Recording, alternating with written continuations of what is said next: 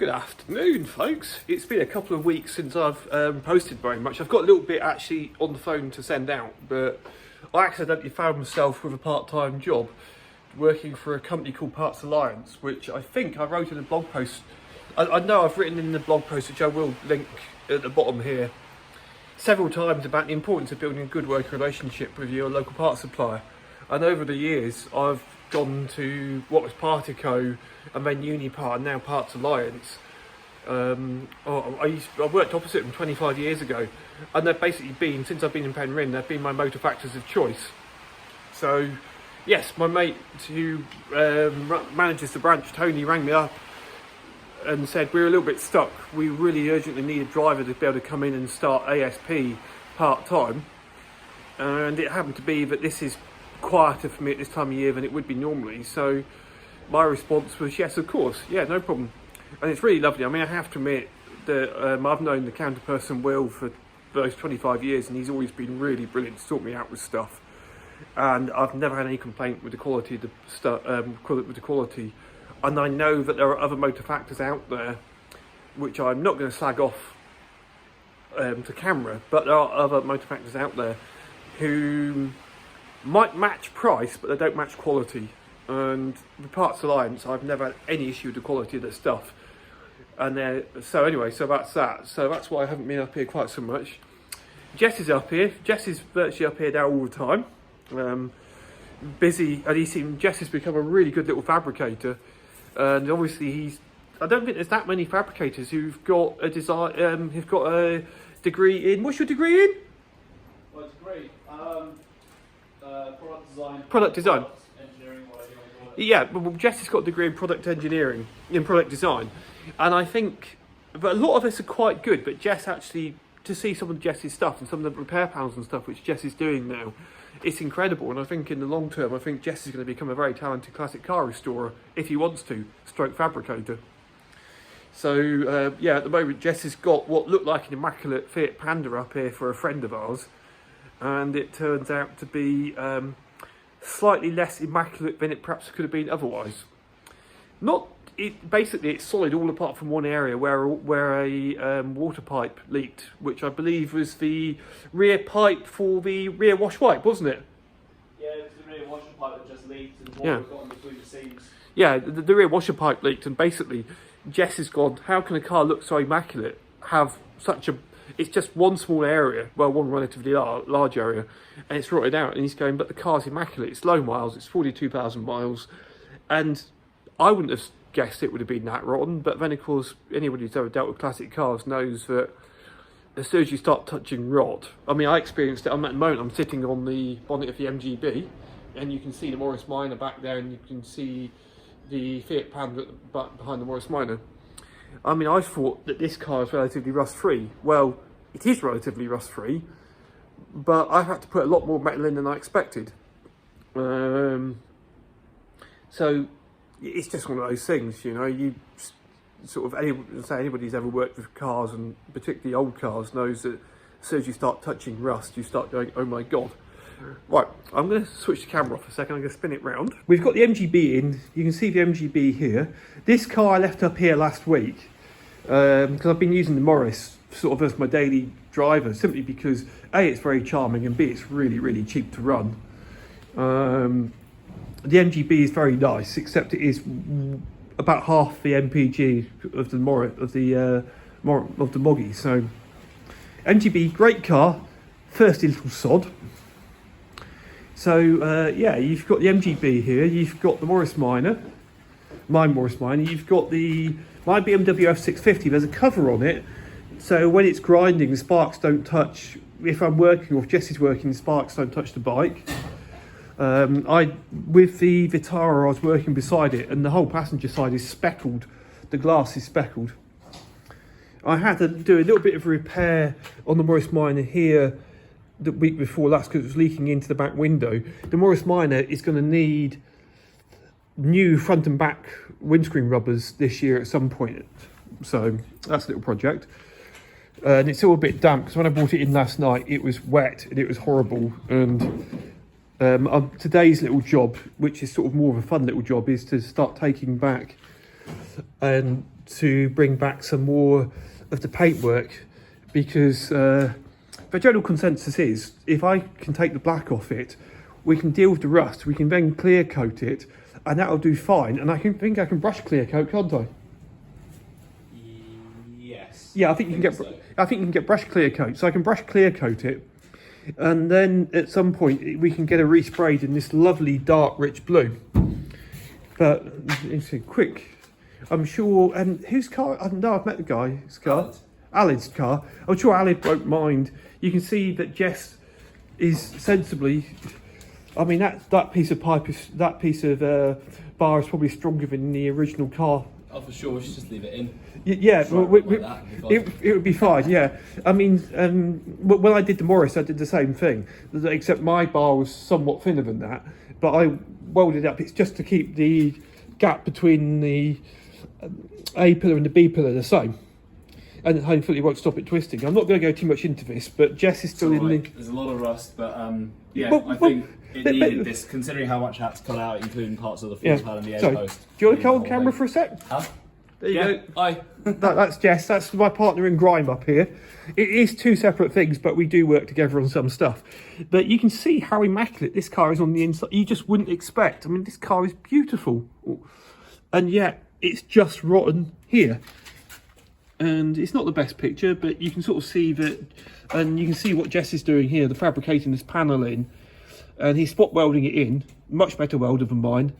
You know, I mean, Jess can, you know, fair credit to him, he can actually weld really well.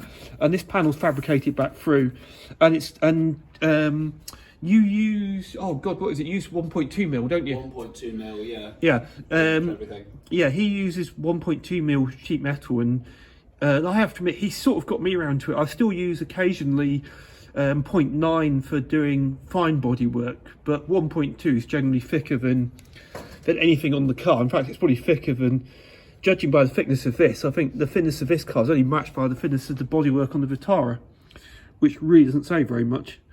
But yeah, this job turned out to be a lot bigger than you expected, but when it's done, it's going to look really incredible. And you can quick look at the engine bay on this car.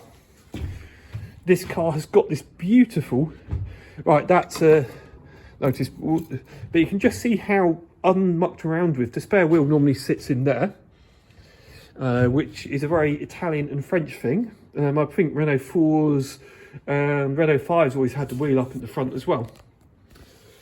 You know, you can just see how original. All right, the air horn is not original, but then perhaps that's in the spirit of Italian drivers anyway. Yeah, you know, it's a very original, unmucked around with car, which is just sadly just got a little bit more rust in than you expected in one place. I mean, you can look down the side, the bodywork is immaculate on it.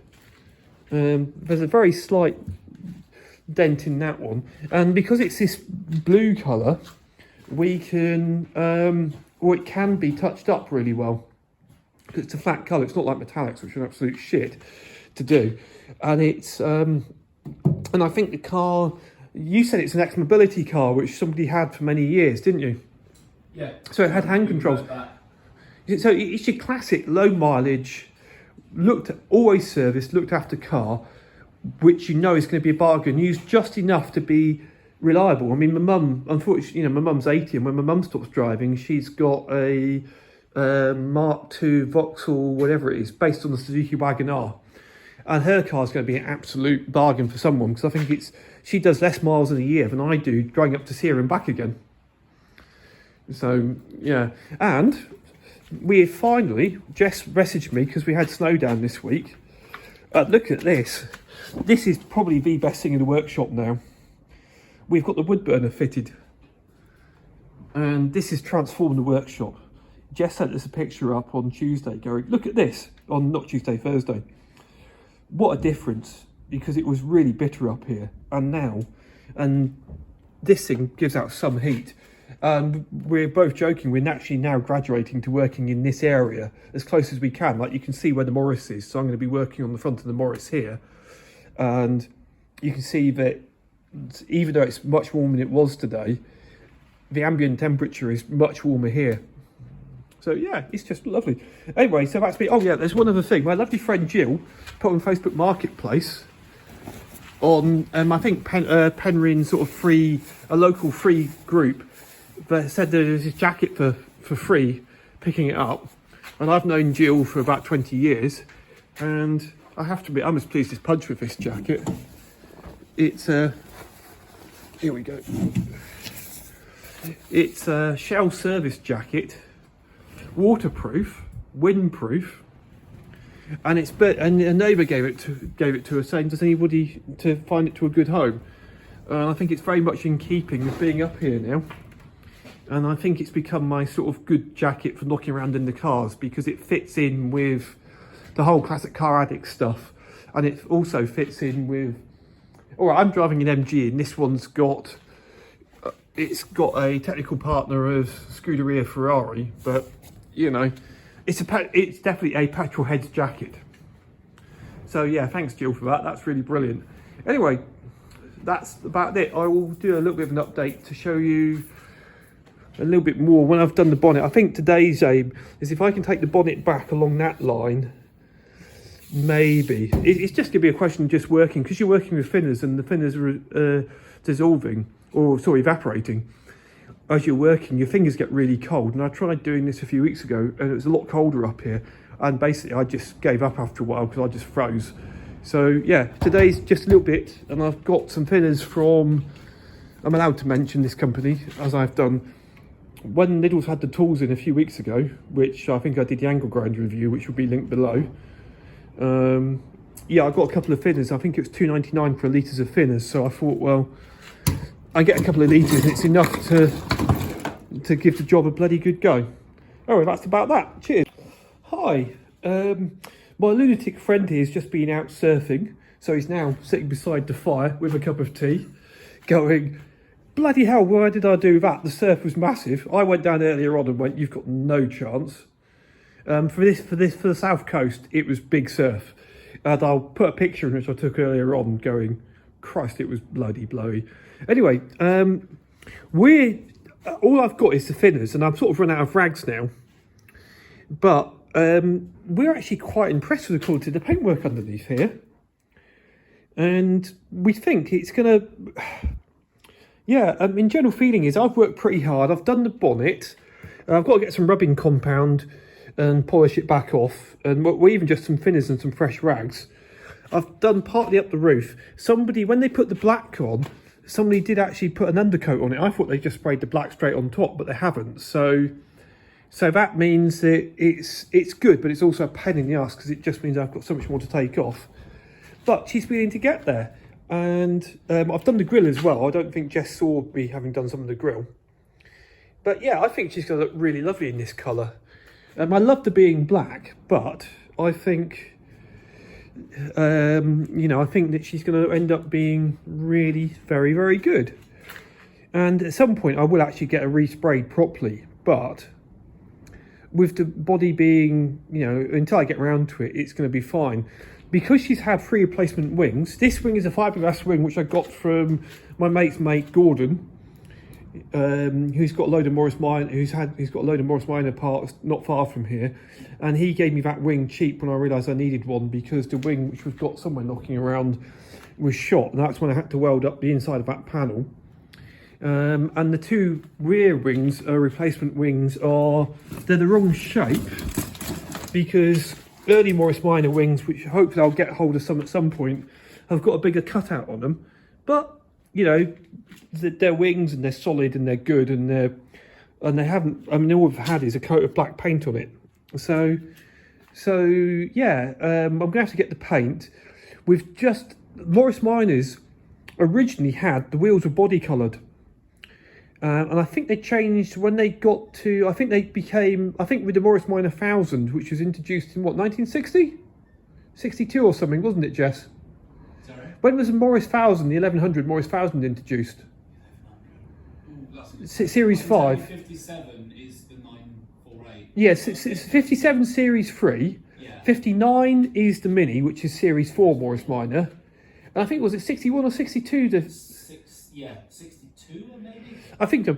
Well, I think around about 62, the wheels went to being cream, or Old English white, which is cream. So I think what we're going to do is I will get, at the moment she's running on cream wheels because everybody thinks that Morris Minor should have cream wheels, but they shouldn't. They should be body coloured. So when I get some paint to match the wings which have been painted the different colour, I will get some blue paint which is fairly close match, and I will paint the wheels as well, which will bring it back to being historically correct. But yeah, I'm really liking this. I think it's going to make her look a little bit different, you know. And yeah, she's getting there. So it's been quite a nice day. I've been sort of periodically stopping for a cup of tea beside the wood burner. Thank you, Jess, for putting that in. That's made a hell of a difference. It's made being up here so much more sociable. And yeah, I think she's going to look really nice in this colour. So yeah. Anyway, that's what I've been doing today. And so it's if you like what I'm doing, subscribe. You know, put the thumbs up, and you'll hopefully hear from me again soon. Cheers.